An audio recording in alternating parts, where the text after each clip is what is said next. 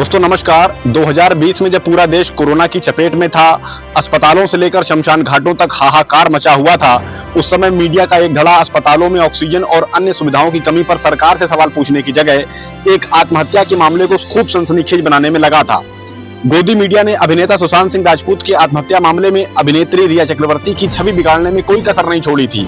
गोदी मीडिया ने रिया के खिलाफ खूब जहर उगला, मामले को बंगाल बनाम बिहार की लड़ाई तक बता दिया गया था और एक अभिनेत्री का करियर तबाह कर दिया गया। रिया को बिना वजह 27 दिन जेल में भी बिताने पड़े थे, लेकिन अब सीबीआई ने इस मामले में अपनी अंतिम रिपोर्ट अदालत के सामने पेश कर दी है, जिसमें सीबीआई ने साफ कह दिया है कि अभिनेता सुशांत सिंह राजपूत की आत्महत्या के पीछे कोई साजिश नहीं थी, उनकी ना ही हत्या हुई थी और ना ही उन्हें आत्महत्या के लिए किसी ने उकसाया था। अब ये अदालत को तय करना है कि अंतिम रिपोर्ट स्वीकार की जाए या उस पर सवाल उठाए जाएं। अगर अदालत इस रिपोर्ट को स्वीकार करती है तो क्या अदालत उन मीडिया संस्थानों पर कार्रवाई करेगी जिन्होंने रिया के खिलाफ खूब जहर परोसा था? ये भी बड़ा सवाल है। आगे चलकर बॉलीवुड का एक धड़ा ही गोदी तंत्र के निशाने पर आ गया। शायद इन सबके पीछे उद्धव ठाकरे की ही सरकार थी, जो गोदी तंत्र की आंखों को अच्छी नहीं लग रही थी।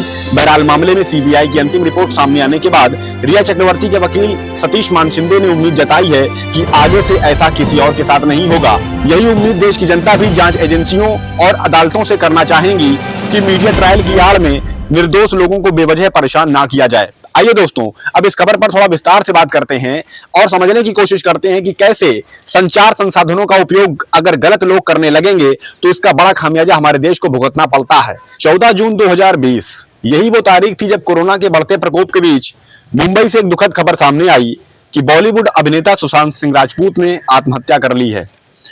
मुंबई के कूपर अस्पताल ने सुशांत के शव का पोस्टमार्टम किया था और बताया था कि अभिनेता की मौत दम घुटने से ही हुई थी।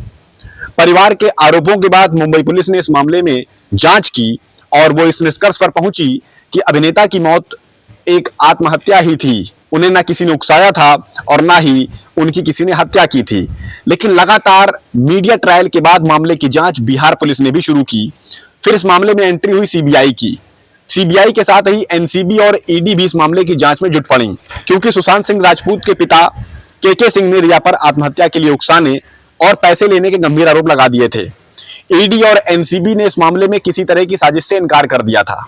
अब मामले की जांच सीबीआई के हाथों हो रही थी।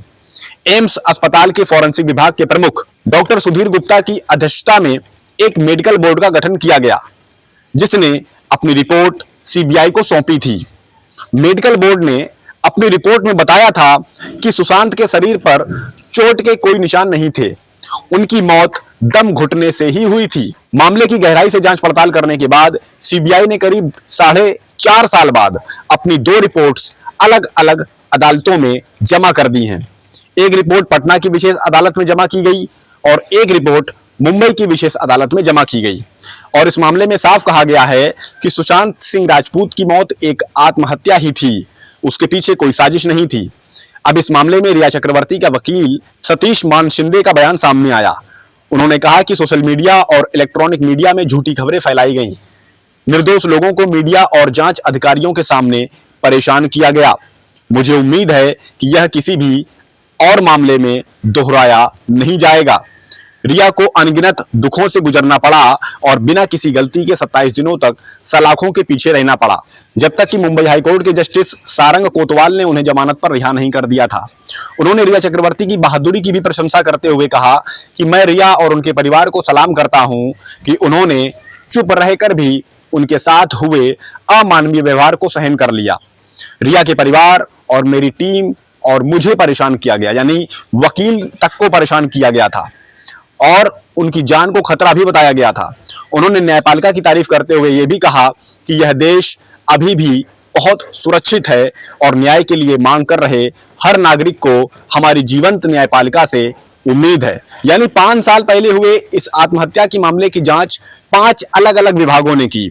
Mumbai police, Bihar police, CBI, ED और एनसीबी, और सभी विभाग इस नतीजे पर पहुंचे कि सुशांत की मौत के पीछे कोई साजिश नहीं थी। अब यह तय अदालत को करना है कि वह सीबीआई की इस अंतिम रिपोर्ट को, यानी क्लोजर रिपोर्ट को स्वीकार करे या खारिज कर दे। अगर अदालत इस रिपोर्ट को स्वीकार करती है तो अदालत को उन मीडिया संस्थानों पर भी कार्रवाई करनी चाहिए जिन्होंने रात दिन एक करके अभिनेत्री के बारे में तमाम नैरेटिव्स चलाए, तमाम तरह के झूठ फैलाए, सोशल मीडिया पर भी अभिनेत्री के खिलाफ तमाम तरह का जहर परोसा गया। अपनी टीआरपी खातिर मामले को इतना सनसनीखेज बना दिया गया था कि जैसे पता नहीं क्या हो गया हो।